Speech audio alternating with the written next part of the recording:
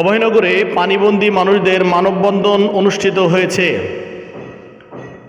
ভবদয়ের switch গেটের ৭ pump বন্ধ, পানি নিষ্কাশন কর্তৃপক্ষের উদাসীনতার প্রতিবাদে ও স্থায়ী জলাবদ্ধতা থেকে মুক্তির দাবিতে ভবদহ ও পানিবন্দী এলাকাবাসীর আয়োজনে মানববন্ধন কর্মসূচি অনুষ্ঠিত হয়েছে।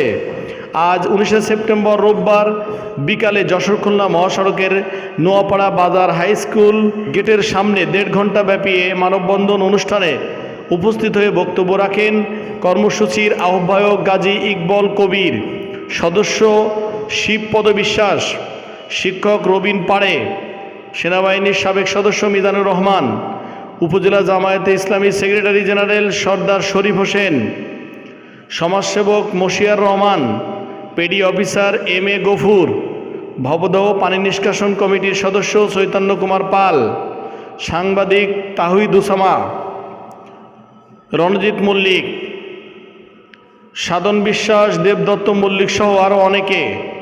এ সময় বিভিন্ন শ্রেণী পেশার প্রায় কয়েক হাজার মানুষ এ মানববন্ধনে অংশগ্রহণ করেন।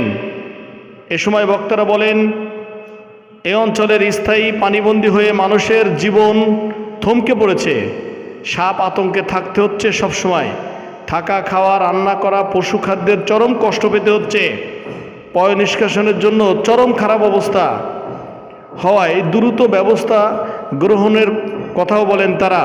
জলাবদ্ধতা এলাকায় পানি নিষ্কাশন করে বসবাসের উপযোগী করে তোলাসহ বিভিন্ন দাবিতে তারা এ সময় মানববন্ধন করেন। এ বিষয়ে অভয়নগর উপজেলা নির্বাহী অফিসার জয়দেব চক্রবর্তী বলেন, এই উপজেলায় আমি সদ্য যোগদান করেছি। এর মধ্যে ডিসি মহোদয় ভবদহ অঞ্চল পরিদর্শন করেছেন এবং ব্যবস্থা গ্রহণ করবে বলে জানান তিনি। এছাড়াও আমডাঙ্গা খালের কাজ চলমান রয়েছে এবং ভবদহের 3টি পাম্প চালু হয়েছে। আজ আমাদের খেতা কাপড়, ঘরের জিনিসপত্র, গরু বাছুর, ছাগল গরু কিছুই আমরা বুঝতে পারিনি, রাখতে পারতেছি না, কোথায় থাকবো আমরা। হ্যাঁ, যেমনটা বলছিলেন যে আসলে তাদের থাকারও কোনো ব্যবস্থা নেই এবং বাড়ি ছেড়ে আসতে পারছে না অনেকেই।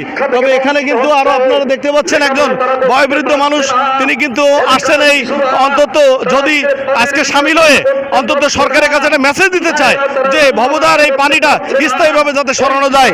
আপনি এখানে কেন আসছেন? আমরা চাচ্ছি পানি দ্রুত সরবে, ছেলে মেয়ে যাতে বসবাস করতে পারে।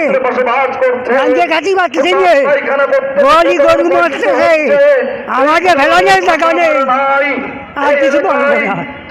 কান্না কণ্ঠে, কান্না জড়িত কণ্ঠে কিন্তু তারা বলছেন যে দেখেন, কান্না জড়িত কণ্ঠে তারা বলছেন যে কি করে থাকবো, কি করে বাঁচবো, সাপের ভয়, এই বুঝি আমাদের সাপে কামড়ায়, এই বুঝি আমাদের সমস্যা হয়। এরকম ভাবে পরিবার পরিজন নিয়ে তারা নিদারুণ কষ্টে এই 1 থেকে 1.5 মাস পানির সাথে যুদ্ধ করে তারা কিন্তু এই ভবদহ অঞ্চলে বসবাস করছে।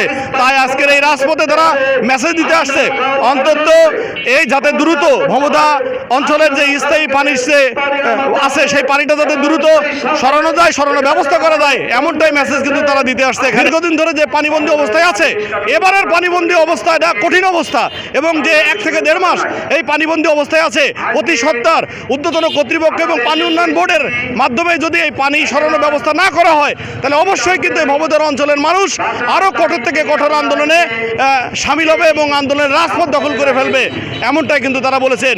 জাকির হোসেন হৃদয়, অভয়নগর সমাচার।